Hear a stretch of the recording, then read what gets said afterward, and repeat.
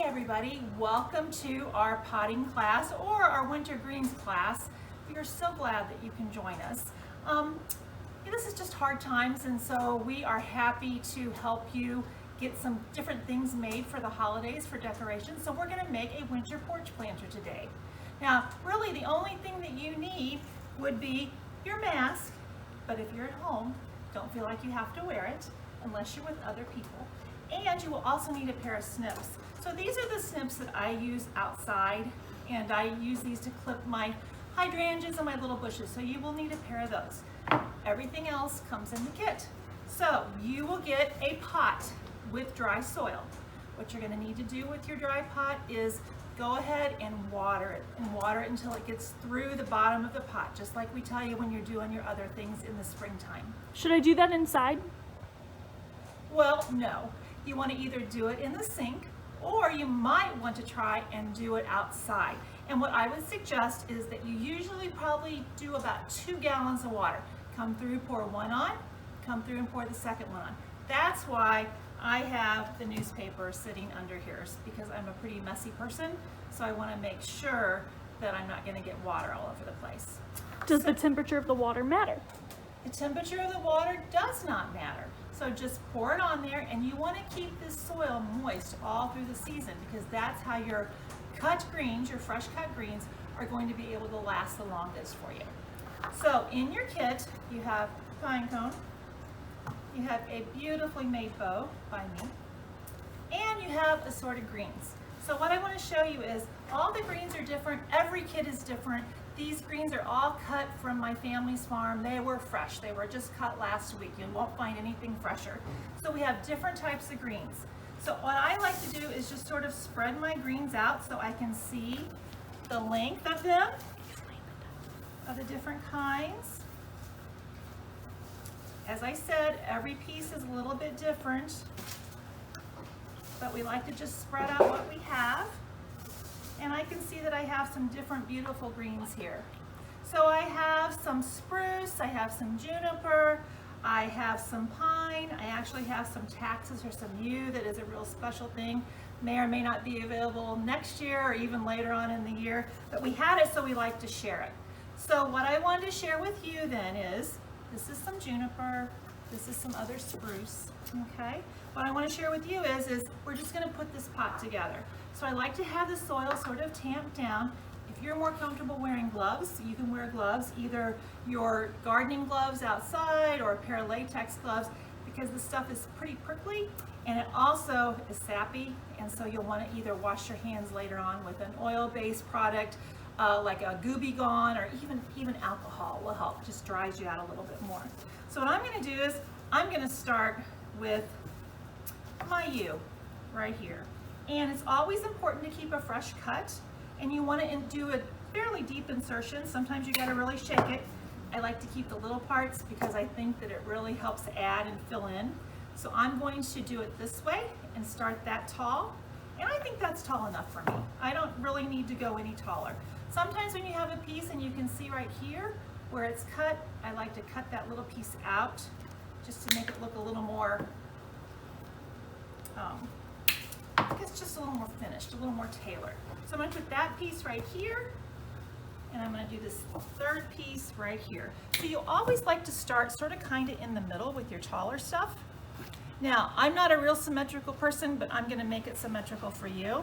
A lot of times you want to decide on where you want to set your pot. Are you going to see it on the back side of all the way around? Or are you going to set it up against your porch or against pillars? So you can decide on that and just to put it in wherever you want. This is a piece of juniper. I love this, so I like to sort of put this out a little bit. The more space that you give, the more that your pot is going to look full. So I'm going to put this piece over here. And oh, look, this is sort of a treasure. I got a taller piece, so I'm going to put it right about here. And as you can see now, I'm going to just turn my pot a little bit so I can see all the way around. And I have another piece right here. Now you can start with different pieces, whatever you decide that you want. Sometimes people don't like their pots as tall. The rule of thumb is to make your height at least as tall as the pot, sometimes 1.5 to 2 times taller. So I like things that are, I don't know, I'm not sure where this one's gonna go, but I think it will look good wherever I set it, especially if I'm gonna set it out like on the sidewalk or the entryway. So then what I wanna do is I wanna go ahead and start with some floppy stuff. So this is a weeping spruce that we just happen to have. So I'm going to go ahead and cut it, and I'm going to stick it in towards the edge of the pot, and sort of at an angle, because I want it to actually weep over the side of the pot. And then it looks like I have enough to do 3 pieces. So I'm going to symmetrically place it, always snipping, always keeping fresh cuts, and always putting in sort of at an angle. So you can see I sort of have it all set up at an angle. So it is important that when you put things into your pots that you use, probably 3s and 5s. So it just works better for things. So I'm keeping all my little cutoffs right here. I have this one piece, and it's got some pretty berries on it. So when you do make things, you sort of do kind of have an actual front and back. So I'm gonna say, looking at this, that this is probably going to be my front, because that's the way I'm working on it. I'm gonna stick that right there. So I think it looks really great, looks really full. The next thing I'm gonna add is, this is just a pretty textured spruce. You can see from the color, we got lots of green. Now we're gonna go in with a little bit of blue. And I love this. I lost my snips, but here they are. I'm gonna come here, I'm gonna cut.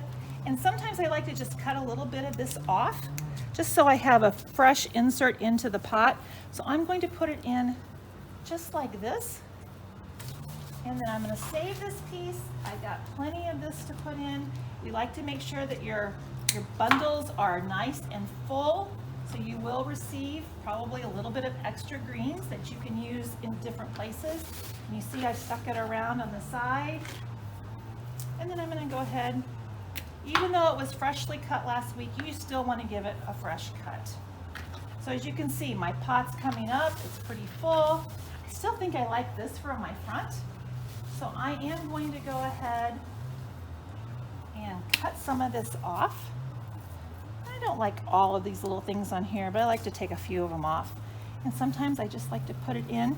Now, this pot that you are receiving, it is either 14 inches from the side to side, or the interior diameter is 12 inches. What I love about this pot, it's great for urns, and it has this little lip on it so you can pull it in and out. The other nice thing about getting this pot from Parkview is the fact that you've got some great soil. It's the same soil that we grow everything in. So what's going to happen is you can use this soil later on when you come back and you see us in the springtime. So I'm just adding a little bit, snipping a little bit, always turning my pot, whacking myself in the face. This is what I was going to show you. Sometimes this is just the way the greens are. You wouldn't have to cut them off. I just think that it, like I said, makes it look a little more finished. So the next thing that I'm going to add is I'm going to add some pine. I love the smell of pine. It always smells so good. You will see a little bit of brown on here. If you want to pick those out, you can. That's just part of nature. That's just the way it is. As I showed with you, I'm snipping again at an angle.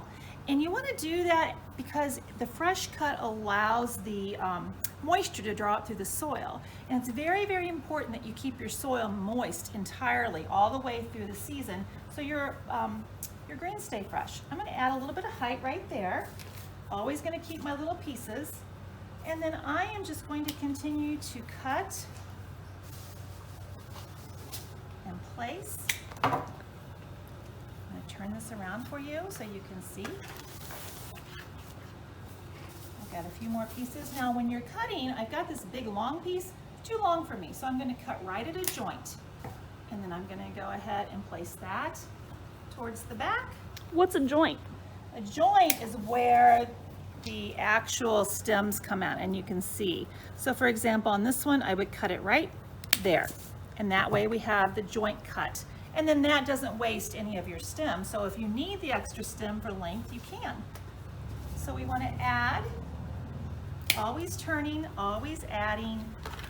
As I shared with you, this is going to be my front because I think that's the part that looks like the front. You may have a different version. Now I love how this blue is together, but I think I'm going to add a little bit of green to it just to break it up to give it a little bit of a different flavor. So I have just a few more greens that I want to add. And I'm looking here. I've got this U here. I'm going to stick this piece to come out here. I like that like that. This piece right here, even though you've only got one piece on it, if you cut it off, you can always just stick it, if you can see right there, just stick it all the way in, and then you still get some nice texture. You can always take these smaller pieces. Depends on how you're going to put it in. I don't like to see the top rim of my pot, so I'm always turning it to make sure that I don't see that. This piece is sort of fun just because we've already snipped off of it. So I'm going to do a little fresh cut here, and then I'm going to put it in back here, always at an angle. The angle is very important. What I'm going to do here is go ahead and cut this off. I've got a little hole that I can see, so I'm just filling it in. And I think I've pretty much used just about everything up that comes in your kit. So here we are with the front once again.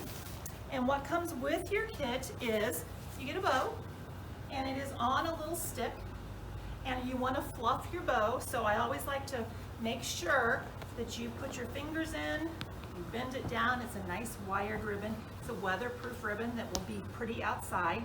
And I think what I'm going to do is I'm going to put it right here. Now you can put it down towards the edge of the pot, but I like to make it come where I actually put my finger and I bend it in and bend it so it looks like that. Then here is my pine cone. It's probably on a stick that's a little bit too long, because what you want to do is you want to hold it about right here, and then you're going to cut. So you're going to see about where you want to cut it. I'm going to put my pine cone right in here, and I have the green sort of covering the pine. So this is what you're getting in your kit. Love this look, love all the things. Now, we love repurposing around here. We always try to do that. You can repurpose, and you can put different things that you may have from your own Christmas decorations in. I brought a couple things that we have that we are offering as our winter accents. They're all a la carte. So I love berries. I love the little red berries. I think that accents. So I think I might put one here, and I might put the other one right next to it. But then this is frosted astilbe that we put together. And I love this too. I love the white. It looks like winter snow, and it's supposed to, and these are all silk, all faux, they're not real. But I think that might showcase my pine cone pretty well. And so I'm going to add just a couple of things. You can put lights, you can do fairy lights, you can do twigs. If you like things that are really natural, you can go and cut your hydrangea blossoms out of your yard. You can put grasses in there. You can spray them. They all look wonderful. So this is what we have. This is the kit that we put together. And we want to go ahead and let you see the front, clean up your mess. And then I just wanted to share with you that we will be having a class next weekend for Centerpiece. This weekend, so December 4th, 5th, and 6th, is our holiday open house. We've done that for many, many years. Our poinsettias that we grow here in the greenhouses, we start in July. They are on sale, 20% off when you come in. We are practicing safe social distancing and masks in the greenhouses. As you know, a lot of times have good air ventilation because we have to keep them open. So we hope to see you soon. We hope that you stay safe and healthy and have a happy holiday. And thanks for shopping with us at Parkview Gardens.